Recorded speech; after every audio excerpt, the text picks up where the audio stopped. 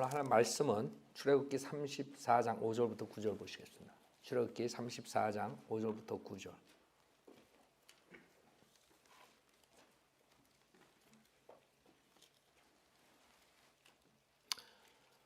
오늘 하나님 말씀 제목은 나의 가장 소중한 단어 은혜라는 제목으로 말씀드렸어요. 나의 가장 소중한 단어 은혜.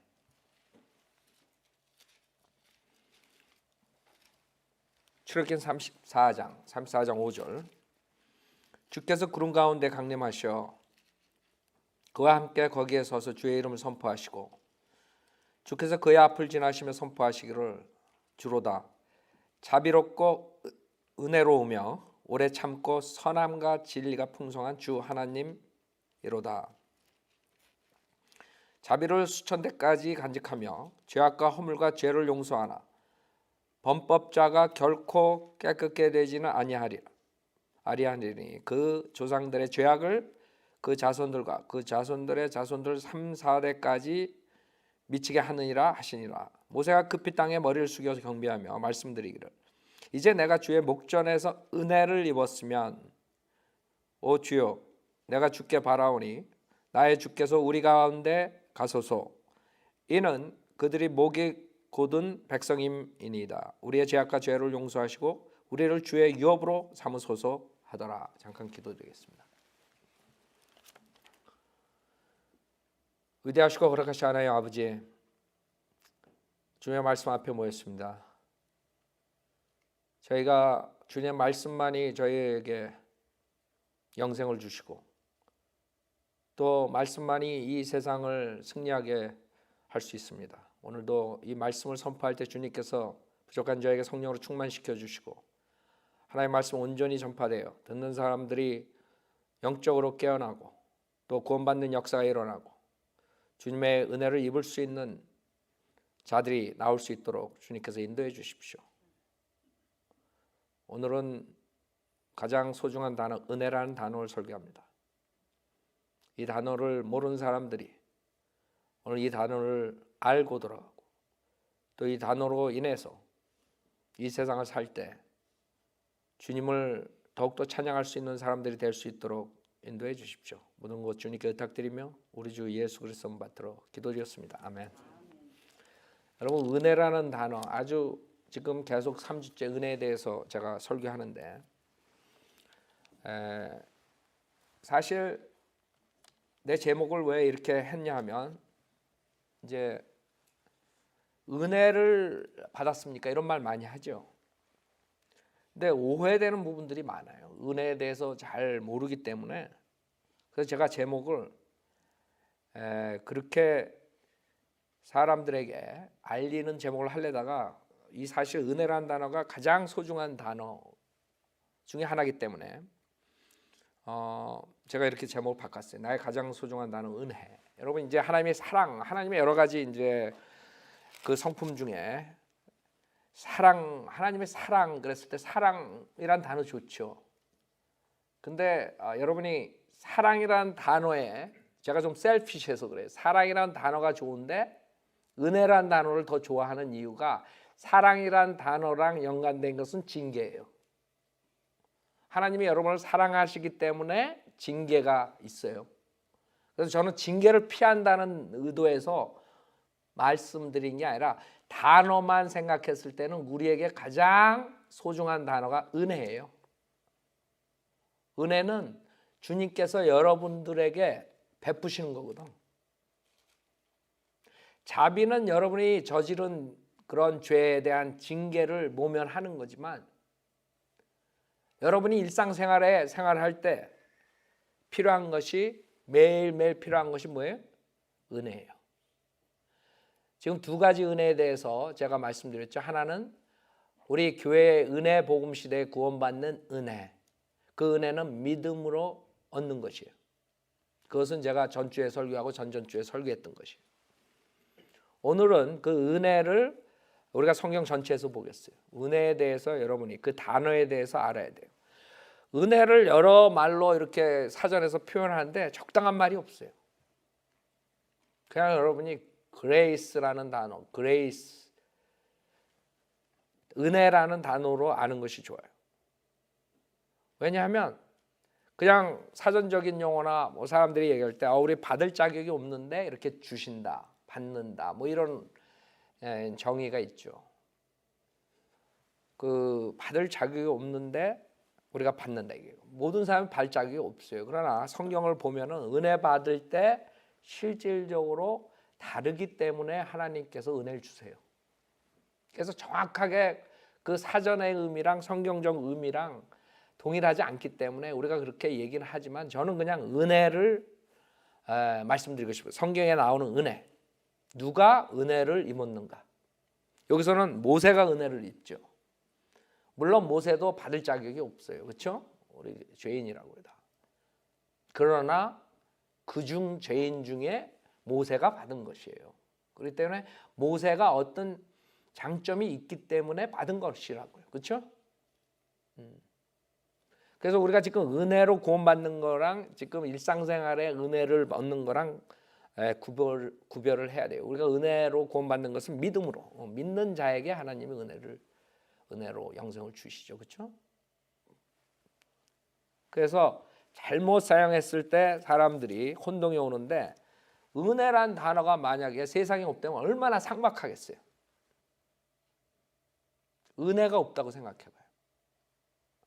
그냥 사람들이 각자가 자기 일만 하고 남들을 상관 안 하고 그냥 자기만 하는 그런 세상이 돼버리면, 은혜로운 그런 사람이 없고 은혜로운 하나님의 손길이 없다면 이 세상 삭막할 거라고, 그렇죠? 그냥 자기가 자기 할 일 열심히 하고 다들 해요. 그러나 인간은 꼭 은혜가 필요할 때가 있어요. 자기가 암만 잘한다 그래도 막힐 때가 있다고. 인간의 힘으로 못할 때가 있다고. 도움이 필요할 때가 있어요. 그냥 내가 다 해야 되겠다, 그래가지고 해결이 되는 게 아니죠. 인간은 모든 문제들이 일어나요. 가정에서 문제 일어나고, 부부간에 문제 일어나고, 직장에서 문제 일어나고, 사업하면서 문제 일어나고, 믿음 생활에서 문제, 모든 게 문제투성이라고. 거기서 해결하는 방법은 은혜를 입어야 돼요.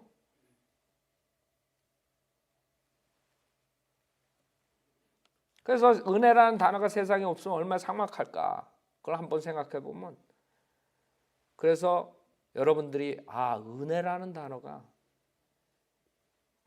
가장 소중한 단어구나. 그렇다고 해서 하나님의 사랑이 덜 소중하다는 게 여러분 자신에게 필요한 게. 그게 자세히 내가 설명을 해야 돼. 또 오해를 할 수가 있으니까 우리 자신한테 진짜 은혜가 필요한 것이에요.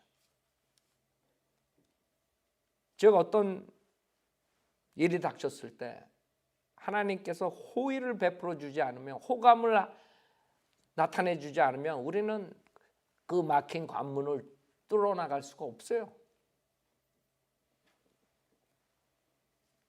성경에서 많은 사람들이 은혜를 입죠. 여기선 지금 모세, 또 이스라엘 백성, 주님은 은혜로우시다. 그래서 저도 기도할 때 항상 은혜가 풍성하신 하나님, 이걸 많이 써요. 제가 왜? 은혜라는 단어에 대해서 아니까. 은혜의 풍성함이 없으면 내가 하루도 살 수가 없는 것이에요.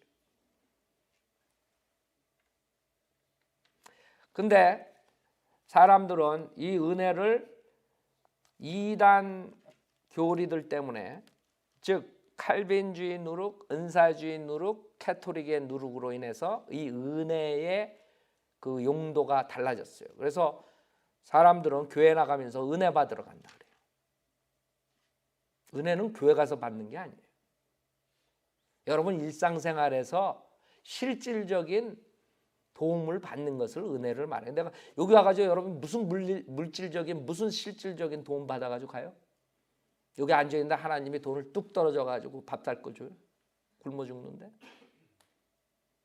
그래서 우리는 하나님 말씀 설교를 듣고 은혜 받으셨으면 그런 것보다 우리가 도전을 받았다 그러고 하나님 말씀으로 위안을 받았다 이런 식으로 얘기하지, 은혜 받았다 이거는 잘못된 그런 교리에서 나온 것이에요. 은사주의자들이 은혜 체험을 했다. 이 사람들은 여기 와가지고 있으면 뭐 하나님께서 무슨 이상한 체험을 주는 거, 이런 걸 생각해요.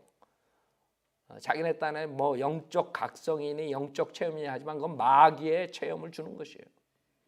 그래서 그 사람들은 말씀 들으러 하나 교회 나가면 은혜 받으러 간다 이렇게 얘기를 하는 거예요. 그런 누룩 때문에 어떤 능력이나 어떤 영적 치유나 뭐 예배 보면서 아니면 캐토릭처럼 미사에 참석하면 그런 은혜를 받고 무슨 영적인 무슨 뭐 이런 이상한 병이 낫고 뭐 이런 걸 생각하기 때문에 그렇게 얘기를 한단 말이에요. 은혜 받았냐 말씀 들었냐가 아니라. 그러니까 한국 사람들은 말 자체부터가 이게 비성경적이란 말이에요. 그러니까 칼빈주의자들이 말하는 은혜 받았냐는 뭐예요? 그거는 태초 전에 선택된 예정된 사람들이 저항할 수 없는 은혜를 받았냐, 그렇기 때문에 은혜 받았냐 이렇게 나오는 거죠. 우리가 지금 말하는 성경에서 나오는 그 은혜랑 전혀 상관없는 것이에요. 성경을 창세기부터 요한계시록 보면 그런 거는 하나도 안 나와요. 그러니까 한국에서 지금 말하는 은혜 받았냐 이거는 오해 소지가 있는 것이에요. 절대로 있을 수 없는 일이에요. 여러분이 은혜 받았다는 것은 성경에서 실질적으로 생활하면서 여러분이 일상생활에서 주님으로부터 호의를 받고 도움을 받고 문제를 해결받고 은덕을 받는 것을 은혜라 그러는 것이에요. 은혜 복음 그 외의 것은. 그래서 여러분이 하나님으로부터 그런 호의를 받고 호감을 받지 못하면 세상 사는데 어려움이 있을 수밖에 없는 것이에요. 그래서 은혜를 입어야 된다 이거죠. 그래서 여러분은 은혜를 입는 사람이 돼야 돼요. 그래야만 세상을 살기가 힘들어요. 제일 먼저 은혜에 대해서 나올 때 창세기 6장에 나와요. 창세기 6장 보세요.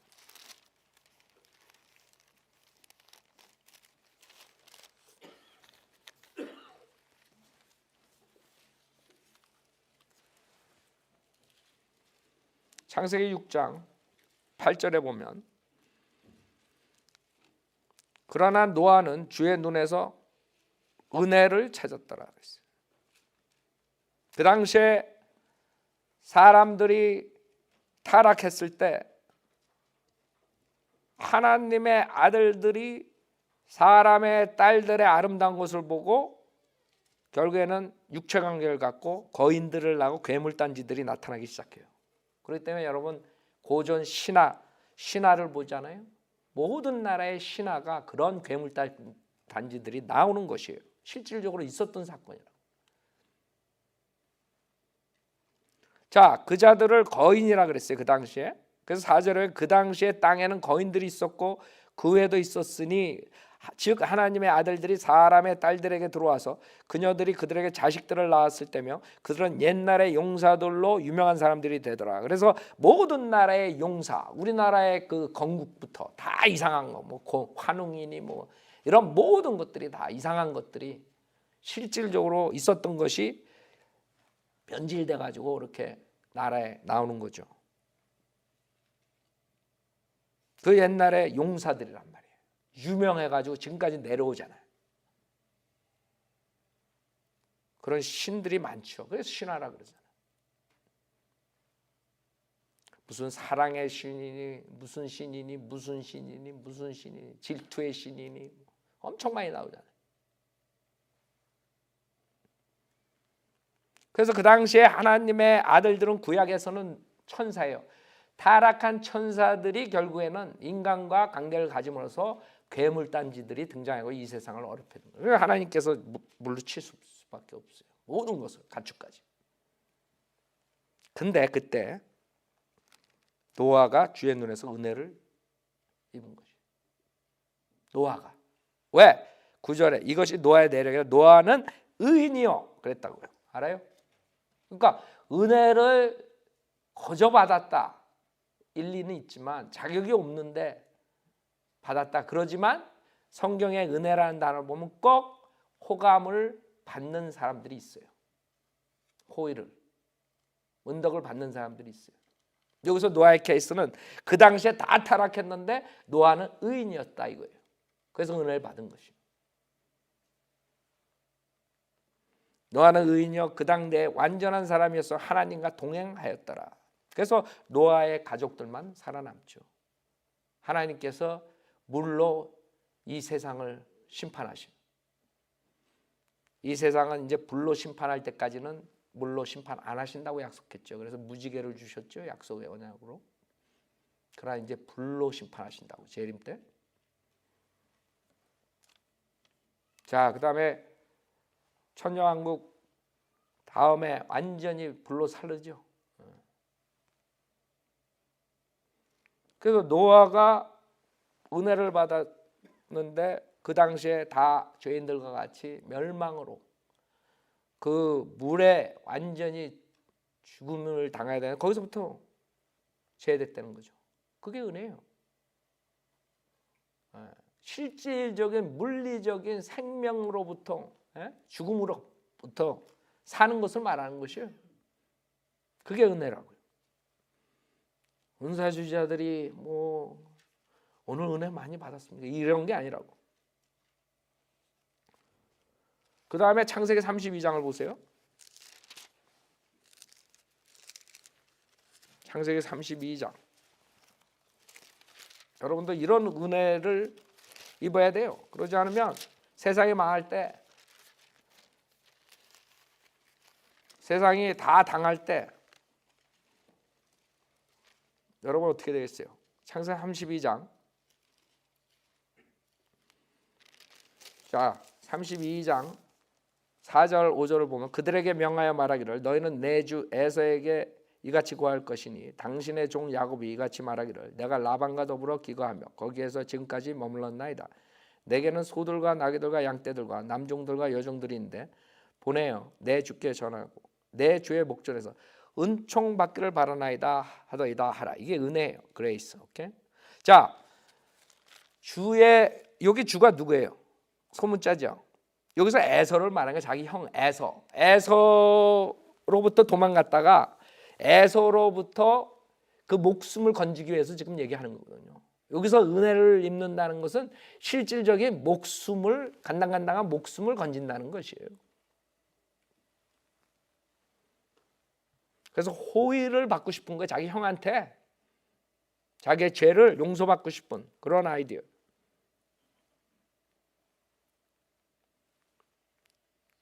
야곱이 그 고난으로부터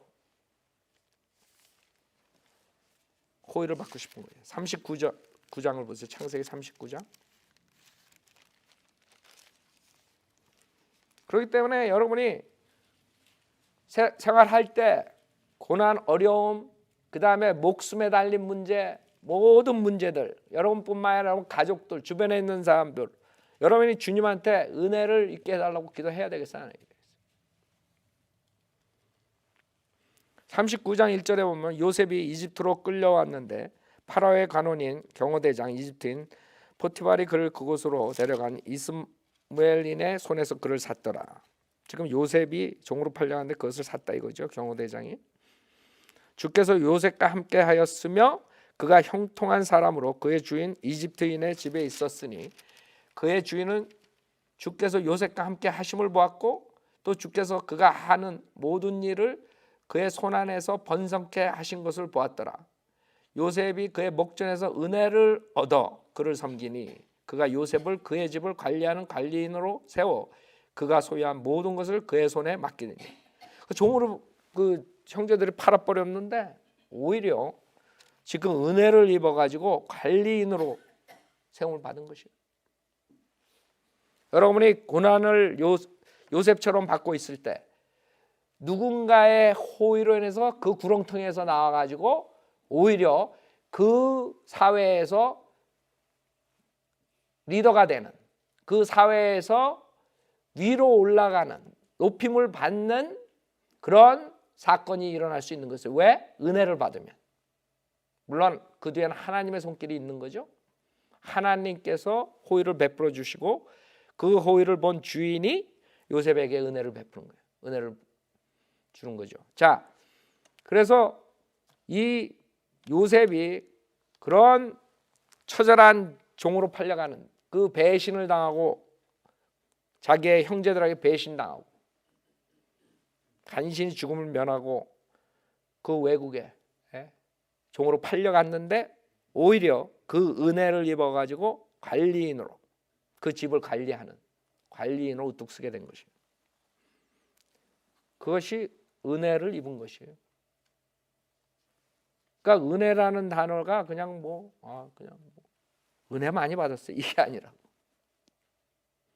그런 생각 싹 버리라고. 이제 교회 가면서 은혜 많이 받고 오세요.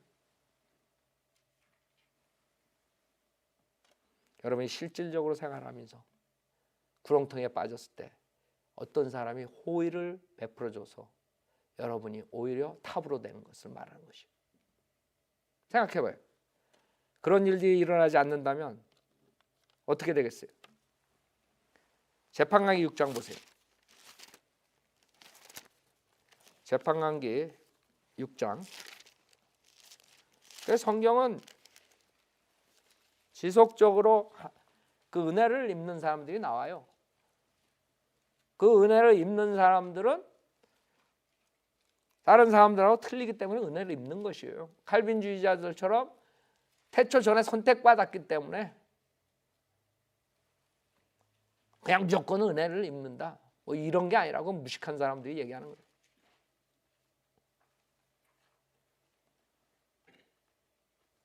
아니 왜 하나님께서 왜 차별을 해? 그냥 태초 전에 어떤 사람을 선택해서 영생 주고 어떤 사람 지옥 보내고 왜 그렇게 하죠? 그게 칼빈주의의 모순이라고요. 하나님께서 절대 그러지 않죠. 왜 이렇게 하세요? 아무 이유 없이 어떤 사람은 지옥 보내고 어떤 사람은 하늘나라 보내고 그래요? 칼빈주의자들은 성경을 거꾸로 풀어요. 재판기 6장 17절에 기드온이 주께 말씀드리기를 이제 내가 주의 목전에 은혜를 얻었으면 주께서 나와 말씀하시고 계시다는 한 표적을 내게 보여주소서 그랬어요. 지금 이스라엘 백성이 주님의 말씀을 안 듣고 불복종하기 때문에 미디안의 손에다가 넘겨요. 그때 이제 울고불고 하니까 주님께서 재판관으로 기드온을 뽑아요. 선택한단 말이에요. 그래서 기드온을 뽑는데 지금 기드온이 그 표적을 보여달라는 거죠. 은혜를 얻었으면 그래요. 그러니까 기드온이 재판관이 되는 것이죠. 즉 하나님의 사역을 할 때 도구로 쓸 때 하나님께서 은혜를 주신다 이거예요. 예배소서 보면 하나님께서 은혜를 주시고 올라가셨다 그래요. 그 은혜를 주신 것이 그 다음에 교회 직분을 주시고 떠나시죠. 마찬가지예요. 신약에서도. 그게 은혜라고요. 실질적인 거예요.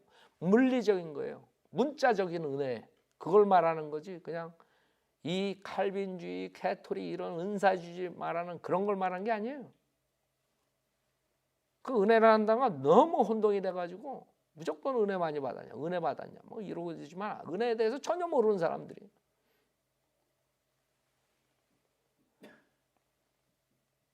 룻기 2장 2절을 보면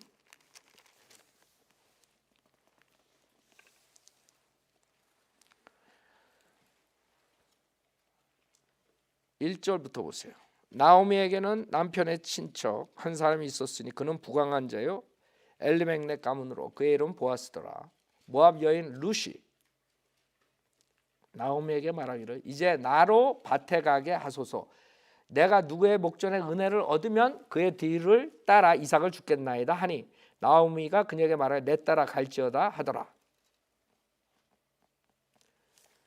자, 결국에는 여기서 나오미가 그 며느리를 보내죠. 룻이 가가지고 있었던 데가 보아스의 추수꾼들한테 가는 거예요. 보아스, 그 주인이 보아스예요. 그래가지고 그 보아스가 이 룻에게 호의를 베푸는 것이에요. 은혜를 베푼다 이거예요. 그래서 굶어 죽지 않는 거예요. 생활을 할 수 있는 거예요. 그것뿐만 아니라 보아스가 남편이 돼요. 그 보아스가 남편이 돼가지고 난 사람이 다윗의 할아버지라고. 오벳. 엄청난 축복을 받는 사건이 룻이 그런 은혜를 보아스로부터 받게 되는 것이. 그게 실질적인 은혜예요. 우린 그걸 말하는 거지. 여러분이 은혜라는 단어를 이제 어떻게 생각해야 돼요? 여러분이 살고 죽느냐예요. 우리는 지금 은혜 복음을 받은 사람들이에요. 그래서 영생을 얻었지만 영생을 어쩌 이 세상에 사는 데는 살고 죽고 어려운 문제들로서 망가지고 엄청난 일들이 생길 수 있는 것이에요. 이 은혜가 얼마나 소중한다는 줄 알아요?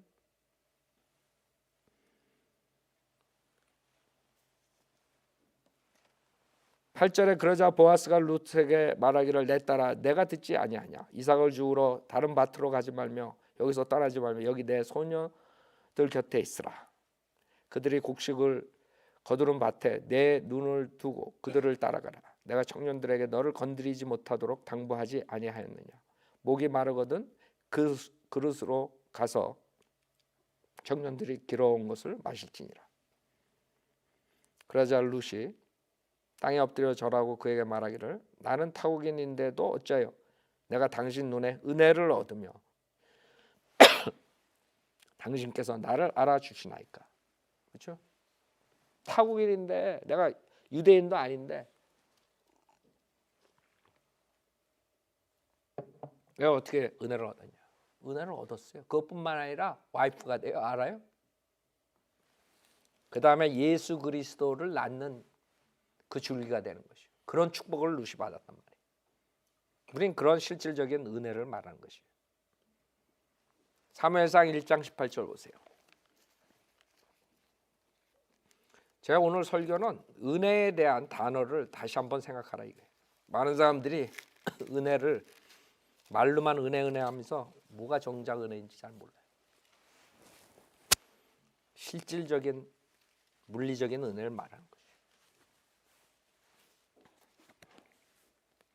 사무엘상 1장 18절에 그녀가 말하길 당신의 여종이 당신 눈에 은혜를 얻게 하소서 하고 그녀가 가서 먹으니 그녀의 얼굴에 더 이상 수심이 없더라. 즉 제사장 엘리가 17절에 뭐라 그러냐면 이제 한나가 서원을 하죠. 주님 앞에 아이에 대해서 사무엘을 낳죠. 결국엔 이 서원으로 인해 가지고 그것을 얘기하는 거예요. 은혜를 얻는 거다. 17절에 엘리가 대답하여 말하기를 평안히 가라. 이스라엘 하나님께서 내가 그분께 구한 내 청혼을 내게 허락하시기를 원하노라. 그 다음에 19절에 그들이 아침에 일찍 일어나 주 앞에 경배하고 돌아가서 라마의 그들 집으로 왔더라. 그리고 엘카나가 그의 아내 한나를 알았으니 주께서 그녀를 기억하심이라. 즉 사무엘을 낳았다는 거죠. 20절에 한나가 임신한 후 때가 되어 아들을 낳았는데 그의 이름을 사무엘이라 하며 말하기를 이는 내가 주께 그를 구하였습니다. 그 은혜를 얻어가지고 한나가 사무엘을 낳아요.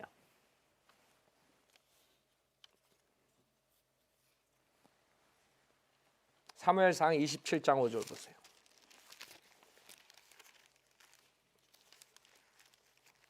사무엘상 27장 5절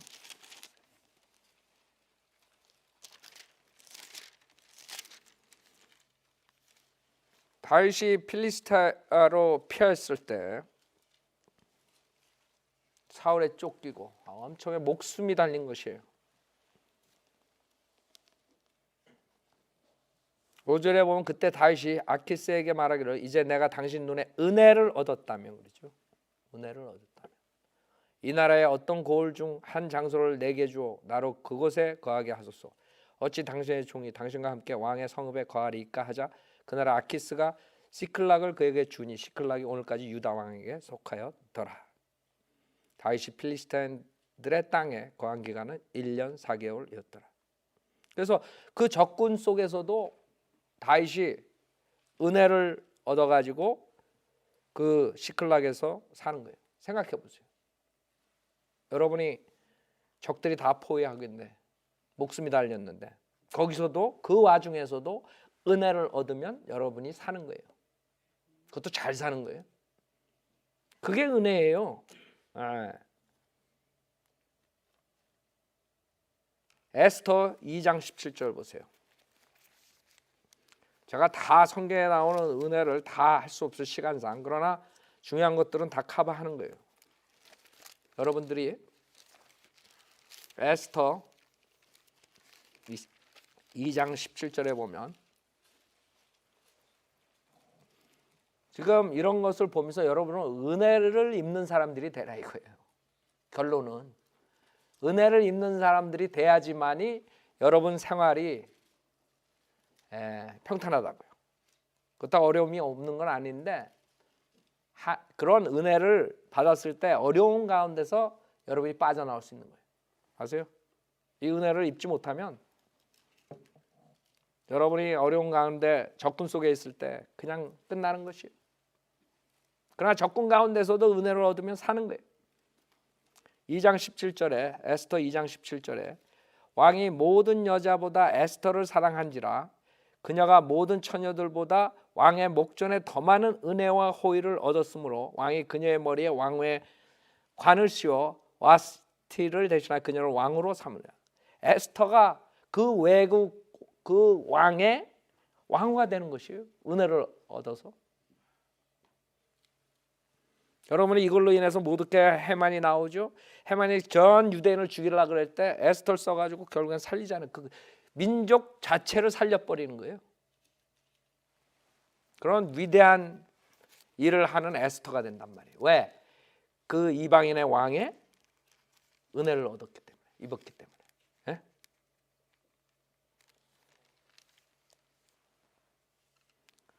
여러분이 푸림절이라 그러잖아요. 푸림절. 그게 에스터에서 나오는 거예요. 다 죽이려고 그랬을 때 에스터로 인해 가지고 역전이 되죠. 그 민족이 사는 거예요. 그래서 여러분이 그 은혜를 입어야 돼요. 그 뒤에는 하나님의 손길이 있는 것이에요. 하나님께서 이 아하수에로 왕에 시켜가지고 그렇게 은혜를 얻게 하는 것이에요. 자, 구약의 마지막 스가랴서 마지막 바로 전이죠. 스가랴서 은혜라는 단어로 스가랴서 4장 7절 보세요.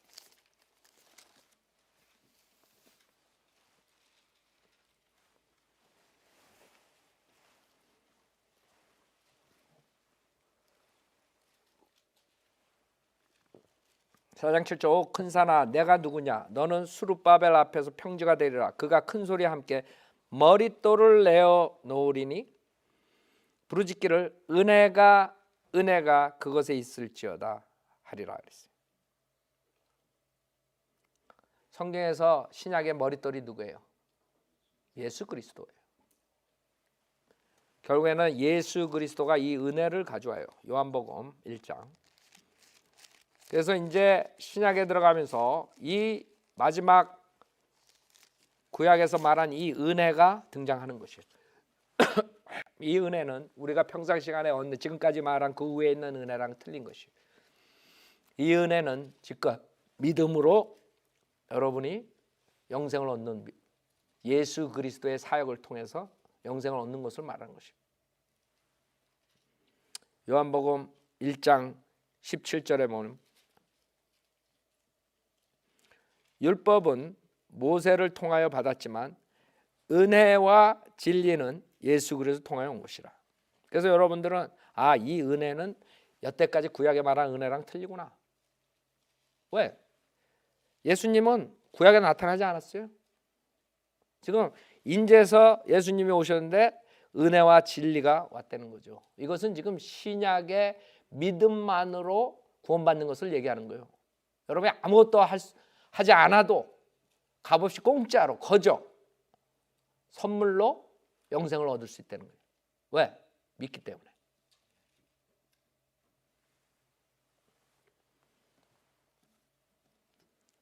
그것을 로마서 11장에서는 은혜의 선택하심이라 그래요. 로마서 11장. 많은 사람이 일렉션이라는 단어 나오면 칼빈을 생각하고 그 선택을 받았다, 태초전에 선택받았다 이런 식으로 그 착각을 하는데 하나님께서는 선택을 해요. 구약 때 누굴 선택했어요? 이스라엘 백성 선택했어요. 그 다음에 주님께서 선택을 해요. 사역자들을, 그렇죠? 사도들을 선택을 해요. 그건 칼빈주의자들이 말하는 예정론의 선택을 말하는 것이 아니에요. 여기서 특별히 알 수 있는 것은 하나님께서는 일렉션 선택을 하겠다. 어떤 선택을 하냐? 은혜의 선택을 하겠다. 그렇게 말씀하세요. 즉 이제는 선택이 이 은혜에 들어온 사람들을 선택하겠다 이거예요. 그것이 로마서 11장 5절이에요. 그러므로 이와 같이 지금도 은혜의 선택하심을 따라 남은 자가 있느니라 그랬어요. 그래서 많은 사람들이 봐라 선택받았지 않았냐. 여러분이 어떻게 하면 선택을 받아요? 신약 교회 시대에는 예수 그리스도 안에 들어오면 선택받는 것이에요. 예수 그리스도 안에 들어오는 것은 여러분이 해야 돼. 태초 전에 예수 그리스도 안에 들어왔다 이렇게 사기치는 사람들한테 속지 말라고요. 태초 전에 여러분은 없었어. 무슨 태초 전에 여러분이 예수 그리스도 안에 있었어? 그럼 태어나가지고 떨어졌다가 다시 들어와? 여러분들은 예수 그리스도 안에 들어왔을 때 선택받은 사람들이 되는 것이에요. 노아의 방주 안에 들어온 사람들이 선택받은 사람들이에요. 노아의 방주 안에 안 들어오는 것은 자기가 안 들어온 것이지 하나님이 선택을 안 했기 때문에 안 들어온 게 아니지. 마찬가지로 예수 안에 들어오는 것은 믿음으로 여러분이 들어와야 돼. 그것을 이 칼빈주의자들은 잘못 알고 봐라 주님이 선택하지 않았냐. 그러니까 칼빈주의자들은 엿장수 하나님을 만들어버린 거예요. 엿장수 하나님. 그냥 하나님이 자다 껴가지고 너는 보기에 좋다 그래 너 선택했다 이거야. 아무 이유 없어. 하나님 마음이 엿장수 마음. 엿장수 마음대로 막 자르지 옛날에 엿장수 줄 때. 그래서 엿장수 마음이라 그랬잖아. 놋 가지고 하면 뭐 그릇 깨진 거 가지고 지 마음이야 지 마음. 하나님이 엿장수 하나님이 돼버린 거예요. 칼빈주의자들은. 그냥 하나님 마음대로 해. 너 지옥 가. 너 하늘나라 가. 너 엿장수야 완전히. 공의가 없어. 하나님의 질서가 없어. 그냥 하나님 마음대로 해. 이랬다 저랬다. 그게 칼빈주의자들 하는 거예요. 그 자들은 하나님을 아주 하나님의 주권 그러면서 굉장히 하나님을 저거 하는 것 같지만 실질적으로 완전히 공의롭지 못한 죄투성이인 그런 괴물단지 하나님을 만들어 버리는 거예요. 그 심판대에서 뭐라 그러겠어요? 너 지옥 가. 불못에 떨어져. 백보자 심판에 다 왔는데 너 불못에 떨어져. 그래서 거기서 왜 떨어져요? 너는 내가 태초 전에 선택 안 했으니까 떨어져. 아니 왜 선택 안 해요? 그럼 할머니 저 뭐라 그랬어요? 하나님이 내 마음이야. 그것밖에 없어 답이. 내 마음이야. 그러면 공의의 하나님이 아니시지. 심판대에서 넌 예수 안 믿었으니까 너는 불못에 떨어져야 돼. 내가 예수 믿으면 선택해 준다 그랬잖아. 내가 예수 믿으면 영생을 준다 그랬잖아. 할 말 없는 거예요. 하나님 말씀에 있으니까. 그렇기 때문에 하나님께서 선택한 것은 6절에 은혜로 된 것이면 더 이상 행위가 아니니 그렇지 않으면 은혜가 더 이상 은혜가 아니니라. 그러나 행위로 된 것이면 그것은 더 이상 은혜가 아니니 그렇지 않으면 행위는 더 이상 행위가 아니라. 은혜면 은혜고 행위면 행위지 은혜하고 행위랑 짬뽕 될 수 없다 이거지. 그럼 은혜가 아니라 이거야. 예수 믿고 내가 세례 받아야 구원받습니다. 넌 지옥 가. 왜? 은혜가 아니니까. 은혜의 선택하며 받지 못하는 거지.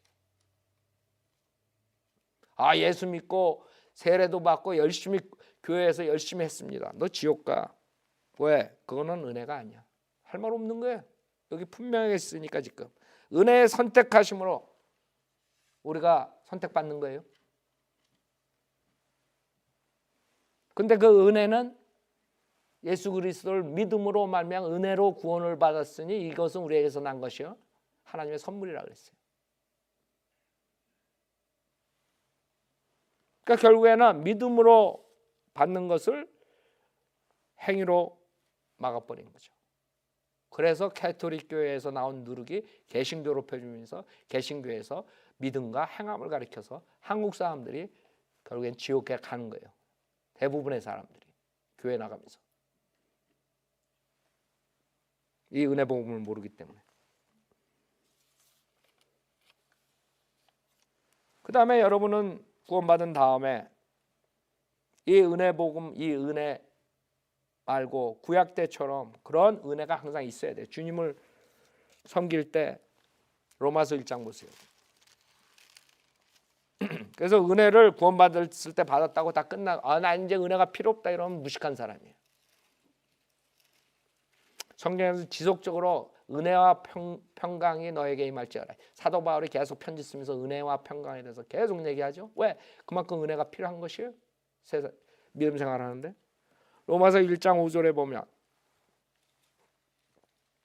그를 통하여 우리가 은혜와 사도의 직분을 받아 그의 이름을 위하여 모든 민족 가운데서 믿음으로 순종케 하나니 그들 가운데서 너희도 예수 그리스도의 부르심을 받는 자들이니라. 하나님의 사랑을 받고 성도로 부르심을 받은 로마에 있는 모든 사람에게 편지하노니 하나님 우리 아버지와 주 예수 그리스도로부터 은혜와 평강이 너에게 있을지어다. 알아요? 왜? 그만큼 은혜라는 단어가 중요한 것이에요. 여러분이 은혜를 입지 못하면 구원받았지만 세상에서 살기 힘들어요. 히브리서 4장 16절에 보세요. 히브리서 4장 16절.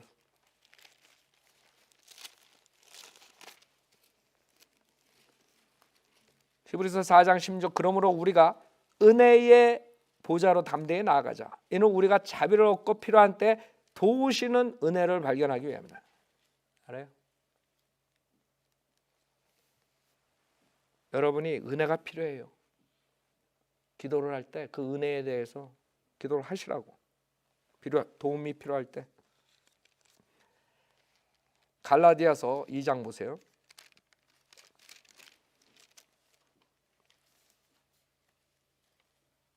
갈라디아서 2장 9절에 보면 사도 바울이 하나님께서 자기의 은혜를 주셨다 그래요. 그 은혜는 구원받는 그런 은혜 복음 말하는 게 아니에요. 특별한 은혜를 주셨어요. 사도 바울의 사역의 은혜라고 해요. 사역할 때 그 은혜를 받았기 때문에 사도 바울이 다른 사도들하고 틀린 것이에요. 사도 바울을 통해서 우리가 하나님의 그 교회에 대한 신비를 다 알게 됐잖아요. 바울 서신을 통해서 그 은혜를 말하는 것이 특별한 은혜, 그 사역의 은혜. 갈라디아서 2장 9절에 기둥같이 여기는 야고보와 게바와 요한도 내게 주신 은혜를 알고서 사도 바울에게 준 은혜가 특별한 은혜가 있었다 이거예요. 그 당시에 야고보, 게바, 베드로죠, 요한 이 셋은 그 예루살렘 교회 초대교회 처음 교회에 중추적인 역할을 했던 사람들이에요. 그 사람들이 알아차렸다 이거예요. 사도 바울이 받은 은혜를. 내게 주신 은혜를 알고서 나와 바나바에게 친교의 악수를 하였으니 이는 우리가 이방인들에게로 가고 그들은 할례자들에게로 감이라 그랬어요.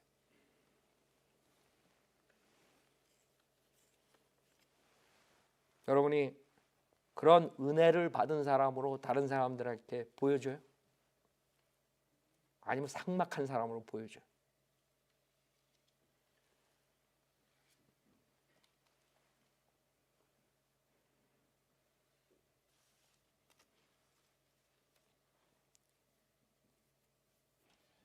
지금 사도 바울이 고린도후서 12장에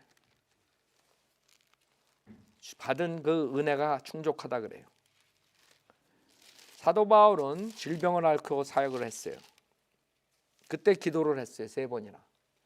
근데 주님께서 네가 지금 이 받은 이 은혜 이걸로 충분하다 이거예요. 더 이상 요구하지 말라 이거예요. 질병을 앓라고 생각하지 말라 이거예요. 왜요? 그 이유가 있어요. 고린도후서 12장 7절부터 보면 지극히 위대한 계시들의 풍성함으로 인하여 내가 자고하지 않도록 육체의 한 가시 즉 사탄의 사자를 내게 주셨으니 그가 나를 쳐서 자고하지 못하게 하려 함이라. 이를 위하여 3번이나 그것을 내게서 제거해 달라고 주께 간구하였는데 주께서 내게 말씀하시기를 내 은혜가 내게 충분하도다. 이는 내 능력이 약한 데서 온전하게 됨이라고 하셨느니라. 그러므로 내가 매우 기쁘게 나의 약한 것들을 자랑하리니 이는 그리스도의 능력이 내게 거하게 하려 함이라. 그러므로 내가 그리스도를 위하여 약한 것들과 모욕과 궁핍과 박해와 공경을 기뻐하노니 이는 내가 약할 때 곧 내가 강하기 때문이라. 여러분이 필요할 때 은혜를 달라 그래요. 주님께서 내가 준 은혜가 충분하다. 그러면 은사주의자처럼 때를 부리지 말라고. 아 주세요 주세요 주세요. 나 그거 없으면 못 살아요. 이러지 말라고. 사도 바울은 왜 안 주시는가 알았어요. 더 이상 그걸로 충분하다 이게. 왜? 몸이 약할 때 하나님의 파워가 퍼펙트가 된다 이거예요. 여러분이 약할 때 하나님을 더 의지하게 되고 하나님의 영광이 거기서 드러나는 거예요. 하나님의 파워가 거기서 나오는 것이에요. 사도 바울의 사역의 파워는 거기서 나온 거예요. 평생을 질병을 가지고 사탄의 육체의 가시를 가지고 살았다.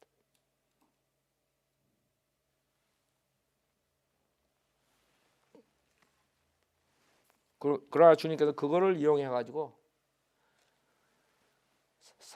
바울을 겸손하게 만들고 하나님만 의지하고 사역을 하면서 얼마나 힘들었겠어요. 질병을 가지고 계속 그 당시에 한 곳에 있는 것이 아니라 선교사니까 미셔너리니까 계속 가야 되잖아.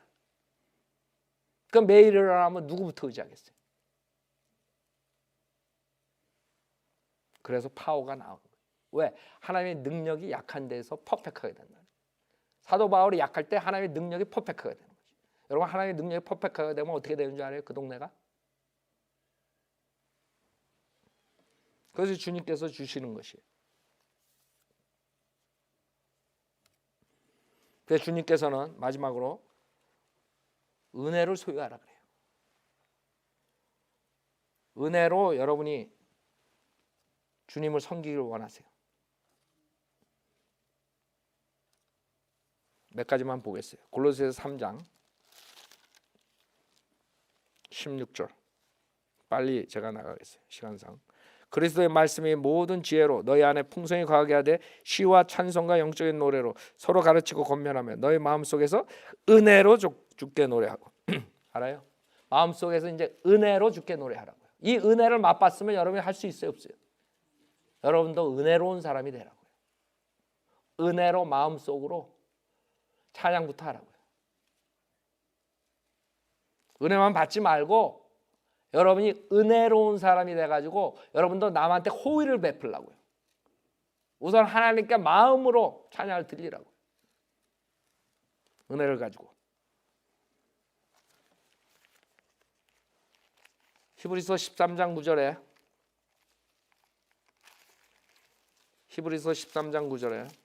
여러분 오늘 이 짧은 50분 동안 성경에 나오는 은혜라는 것을 거의 다 보는 거죠. 히브리서 13장 9절에 여러 가지 이상한 교리들에 끌리지 말라. 마음은 은혜로서 굳건하게 하는 것이 좋고 음식으로 할 것이 아니 음식을 따라 처신하는 자들은 유익을 얻지 못하였느니라. 지금 여기서 교리에 대해서 얘기하는 거예요.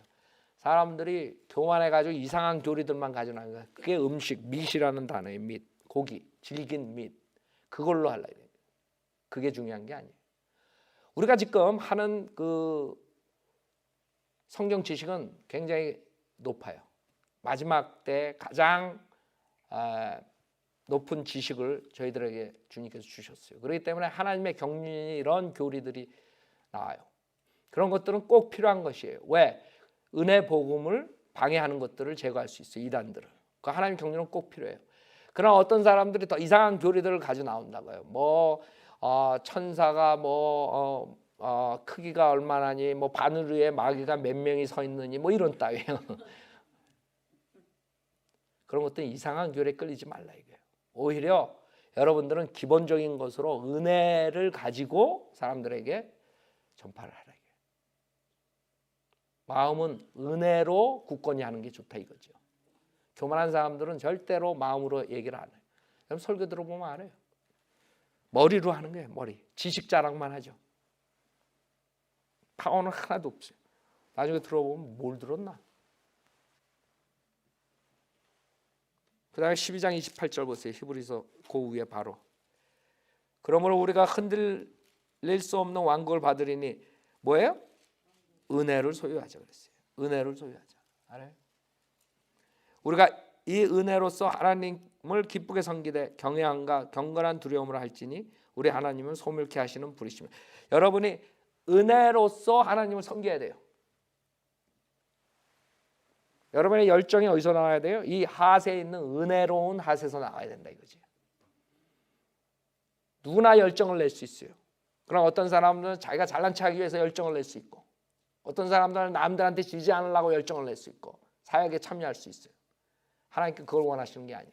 이 하세에 있는 은혜로운 마음으로 주님을 섬기고 열정을 내라 이거죠. 그렇죠?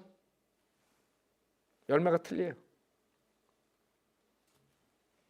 그러면 이 은혜를 어떻게 얻느냐? 지금 복음의 은혜 말하는 게, 복음의 은혜는 믿음으로 하죠. 일반적인 은혜에 대해서 성경에 두 군데 말씀하세요. 세 군데인데 신약하고 구약 다 나오는데, 우선 잠언서 22장 보세요. 잠언서 22장 11절.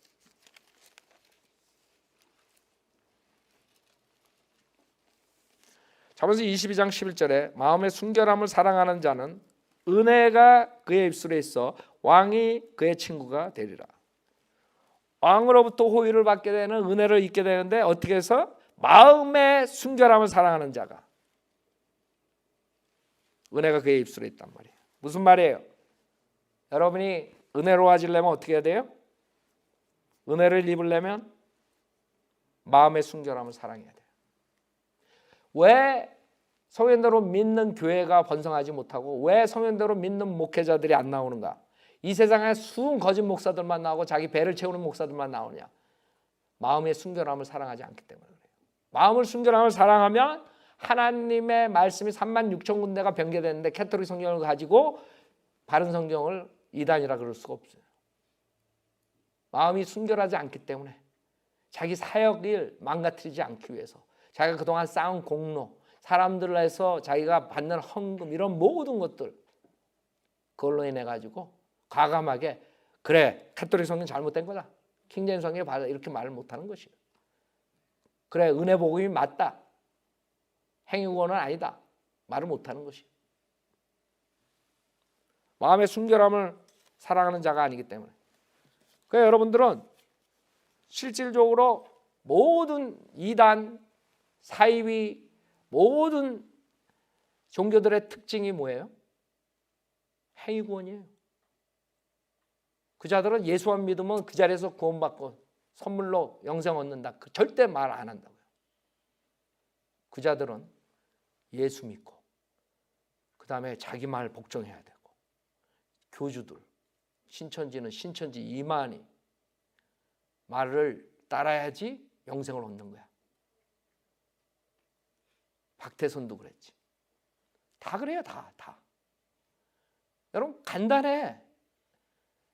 어떤 게 사이비 종교인가? 행위구원 전파하는 자들이 다 사이비 종교야. 교주서부터 다 행위구원 한다고. 왜? 사람들을 묶기 위해서. 행위구원 가르쳐야지 사람들 꼼짝 못하지. 교회의 종이 되지. 그거 분별력 없어요? 그렇게 분별할 수가 없어요? 잠언서 3장. 그다음에 두 번째, 마음의 순결함. 두 번째는 잠언서 3장 34절. 진실로 34절. 진실로 그는 조롱한 자를 조롱하시나 겸손한 자에게는 뭐예요? 은혜를 베푸시나.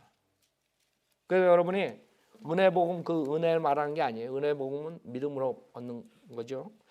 그 외에 여러분이 구원받고 난 다음에 믿음 생활하면서 세상에 살 때 은혜가 필요하죠. 그러면 첫째, 마음의 순결함을 사랑해야 돼요. 둘째, 겸손해야 돼요. 이 두 가지가 키예요. 그러지 않은 사람들은 은혜를 얻을 수 없어요. 그래서 내가 은혜라는 단어를 보통 우리가 얘기할 때 받을 자격이 없는데 하나님께서 무조건 주신다. 이거보다 그냥 은혜로 얘기하고 성경으로 풀어준 것이에요. 성경에서 나오는 은혜들은 다 그 사람들이 어떻게 하느냐에 따라서 하나님의 은혜를 받아요. 지금 우리가 받아야 되는 것은 하나님의 은혜는 여러분의 마음이 순결해야 돼요.